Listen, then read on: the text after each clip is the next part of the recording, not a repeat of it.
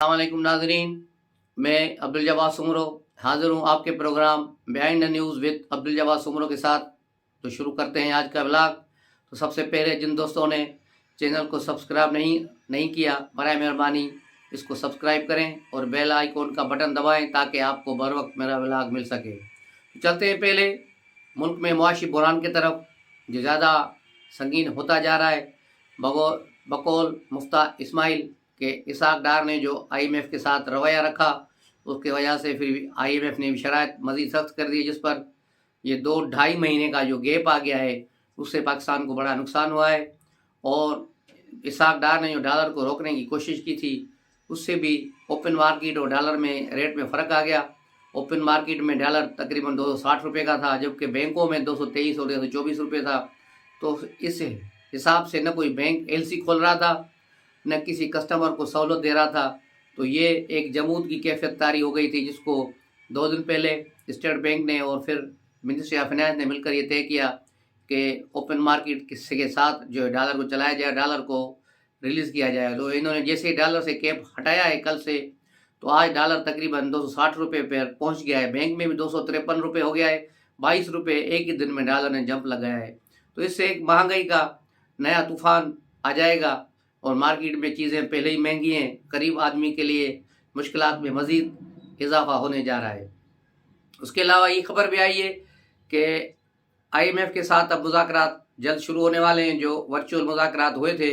اس کے بعد ان کے آفیشیلی ڈیلیگیشن پاکستان آ رہا ہے، اس کے ساتھ مذاکرات ہوں گے، لیکن وہی شرطیں پہلے سے بھی سخت ہیں کہ بجلی کی قیمتیں بڑھائی جائیں، سوئی گیس پر بھی جو ہے اس پر بھی قیمتیں بڑھائی جائیں، اور تیل پر بھی سبسڈی بڑھائی جائے۔ یہ ساری چیزیں جب ہوں گی تو بہت سے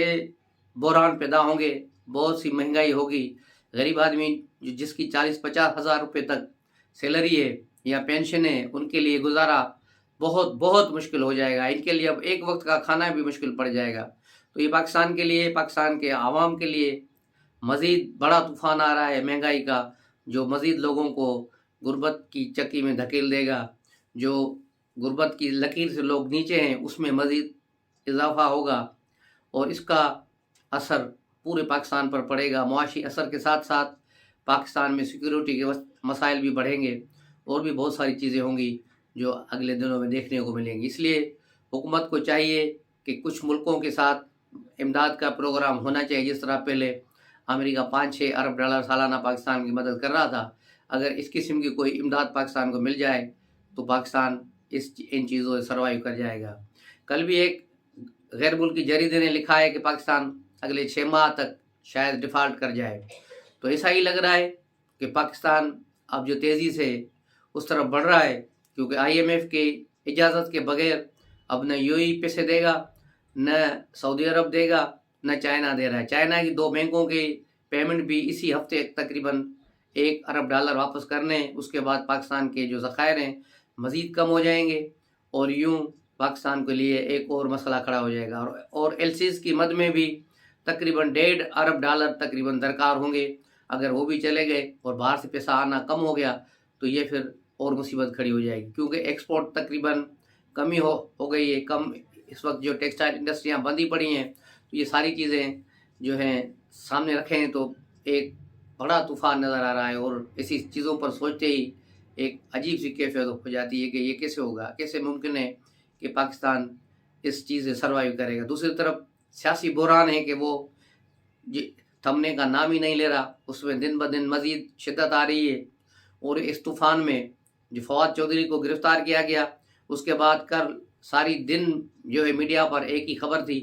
کہ فواد چودھری کو گرفتار کیا گیا ہے، پھر اس کی بیوی کو دکھایا جا رہا ہے، اور پھر اس کا بھائی گرفتار ہوا، اس کو دکھایا جا رہا ہے، اور یہی چیز پورے جو ہے چینل اسی پہ چل رہے تھے۔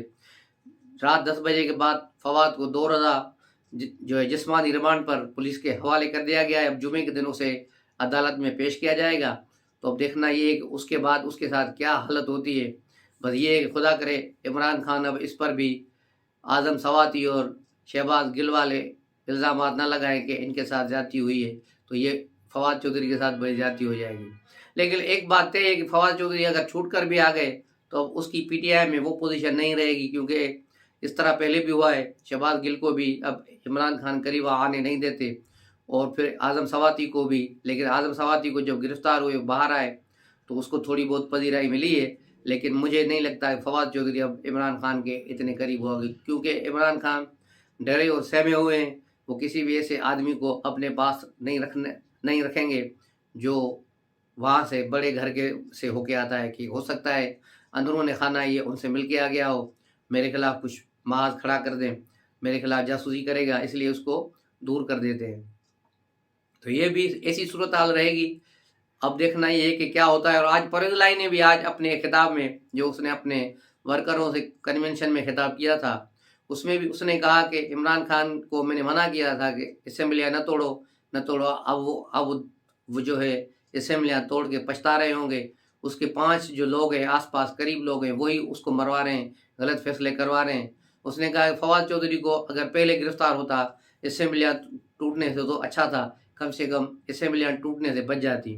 تو یہ جو ہے فواد چودھری کے بارے میں چودھری کی پرویز الہی کی بات چیت تھی، لیکن یہی بات چیت کل عمران خان کے وزیر داخلہ جو تھے اعجاز جو شاہ، اس نے بھی کل یہی کہی تھی کہ ابھی تو پارٹی شروع ہوئی ہے۔ اس نے کہا تھا ہم نے منع کیا تھا عمران خان کو، ہم نے سخت مخالفت کی تھی کہ اپنی حکومتیں ختم مت کرو، لیکن پتہ نہیں وہ کس ضد پہ اڑا ہوا تھا اور اس نے اسمبلیاں توڑ کر اپنے پاؤں پر کلاڑی ماری ہے۔ ابھی تو بہت ساری گرفتاریاں ہوں گی، ابھی تو پارٹی شروع ہوئی ہے۔ تو یہ نہیں کہ اپنی پارٹی کے لوگ کہہ رہے ہیں کہ ابھی تو پارٹی شروع ہوئی ہے، تو اب یہ پارٹی بالکل شروع ہوئی ہے اور یہ کام شروع ہو گیا ہے، بہت سے لوگوں کی باریں آئیں گی اور جو قانون ہاتھ میں لے گا اب اس کے ساتھ سختی سے نمٹا جائے گا۔ شہباز حکومت پچھلے 9 مہینے سے ڈھیلی تھی، لیکن اس کی بھی مجبوریاں تھیں، کیونکہ جنرل باجوہ ہر کام میں ٹانگ اڑا رہے تھے، ان کو عمران خان کے خلاف کوئی بھی ایکشن نہیں کرنے دے رہے تھے۔ 29 نومبر کے بعد چیزیں تیزی سے بدلی ہیں اور آہستہ آہستہ ان میں تیزی آ رہی ہے، اور اب یہ مارچ تک بہت ہی تیز ہو جائیں گی۔ اس کے علاوہ آج کیو لیگ کا ایک من گھڑت اجلاس ہوا لاہور میں، پرویز الہی نے بلایا تھا، جس میں چودھری شجاعت اور اس کے جنرل سیکرٹری کو طارق بشیر چیمہ کو پارٹی سے نکال دیا گیا، ان کی جگہ پر نئے صدر جو بنا دیے گئے، وجاہت حسین کو صدر بنا دیا، اور کامل علی آغا کو، جس کو چودھری شجاعت پارٹی سے نکال چکے ہیں، اس کو انہوں نے جنرل سیکرٹری بنا دیا۔ یوں اب دیکھا جائے تو کیو لیگ کی لڑائی جو گھر کی لڑائی تھی اب سڑک پہ آ گئی ہے۔ اب دیکھنا یہ ہے کہ اس لڑائی میں کون جیتتا ہے، کیونکہ الیکشن کمیشن میں بھی یہ کیس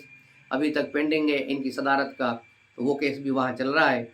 اس میں بھی دیکھنا ہوگا کہ آگے جا کے کیا ہوتا ہے۔ لیکن فواد چودھری کی گرفتاری کے بعد تھوڑا پی ٹی آئی میں بھی خاموشی اور ہو گئی، اور اچھے خاصے لیڈر جو ہیں سائیڈ لائن ہو گئے ہیں۔ کے پی کے میں نگراں حکومت آ گئی ہے، اس کے 14 وزراء نے آج حلف بھی لے لیا ہے، تمام جماعتوں سے ایک وزیر لیا گیا ہے، لیکن پی ٹی آئی کا کوئی وزیر اس میں شامل نہیں، کیونکہ پی ٹی آئی والوں کو جب بلایا گیا کہ آئیں گورنر ہاؤس سے بیٹھ کے مذاکرات کرتے ہیں، تو سابق وزیر اعلیٰ محمود خان نے کہا تھا کہ ہم گورنر ہاؤس نہیں آئیں گے، تو اس طرح پھر پی ٹی آئی کا کوئی بھی آدمی اس میں شامل نہیں ہے۔ آج شوکت یوسف زئی نے پھر ٹویٹ کیا ہے کہ پی ٹی آئی کے بغیر انہوں نے نگراں کابینہ بنائی ہے، ہمیں نہیں بلایا، لیکن بات اصل میں الٹی کرتے ہیں یہ، کیونکہ پی ٹی آئی والوں کو بلایا گیا کہ وہ آئیں، لیکن محمود خان نے کہا تھا کہ میں اس گورنر کے ساتھ نہیں بیٹھوں گا اور گورنر ہاؤس نہیں جاؤں گا، تو وہ وہاں نہیں گئے۔ گورنر ہاؤس نہ جانے کے بعد ظاہر ہے ان کو مذاکرات میں شامل نہیں کیا گیا، اور کے پی کے کی نگراں گورنمنٹ بن گئی ہے۔ اس کے علاوہ فرق حبیب نے جو کل بدماشی کی، پولیس کی گاڑیوں کو روکنے کی کوشش کی اور ایک سلطان رائی بننے کی کوشش کی، اور کار سرکار میں مداخلت کی۔ اچھا تو ہوتا ہے کہ پولیس والے 2-4 اس کو وہیں تھپڑ لگا دیتے تاکہ اس کو پتہ چل جاتا، لیکن پتہ نہیں کہ پولیس نے بھی رعایت اس کے ساتھ کر دی،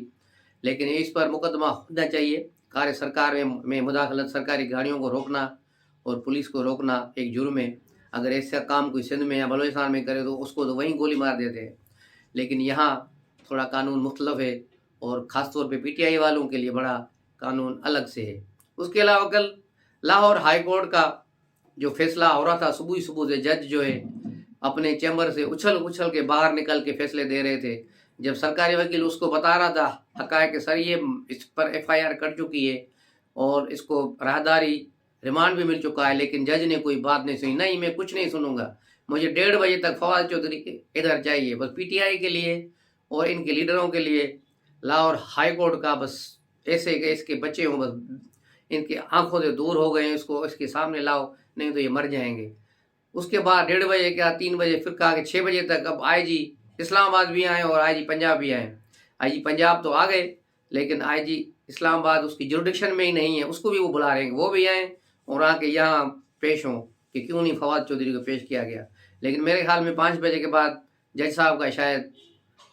سافٹ ویئر اپڈیٹ ہو گیا تھا، اس کے لیے اس نے آتے ہی کہا کہ چلو فواد چودھری وہاں پہنچ گیا ہے، اس لیے اس کیس کو ہم ڈسمس کرتے ہیں، یوں وہ پٹیشن ہی خارج کر دی گئی۔ لیکن یہ جج کو پہلے سوچنا چاہیے صبح ہی کہ ایک سرکاری وکیل جو بات کر رہا ہے اس کی بات سنو تو صحیح پہلے۔ تمہیں اتنے جذباتی ہو جاتا ہو، اس سیٹ پر بیٹھ کر اتنا جذباتی نہیں ہونا چاہیے، دونوں فریقوں کو سننا چاہیے۔ اور ٹی وی چل رہی ہے، ایک میرے جیسا عام آدمی کو ہی پتا ہے کہ اس کا راہداری ریمانڈ لاہور کی ایک کورٹ نے دے دیا ہے، ماجسٹریٹ نے، تو اس کے بعد اس پر اچھل کے عدلیہ سے باہر سر نکال کے بات کرنے کی کیا ضرورت ہے؟ اپنے چیمبر میں بیٹھو، آرام سے بیٹھو اور قانون اور انصاف کے مطابق چلو۔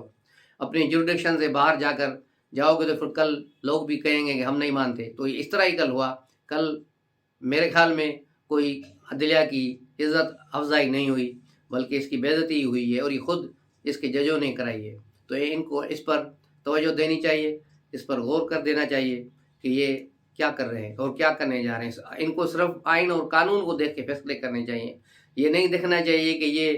جماعت اسلامی کا ہے، پیپلز پارٹی کا ہے، نون لیگ کا ہے، پی ٹی آئی کا ہے، تو ان کے لیے الگ الگ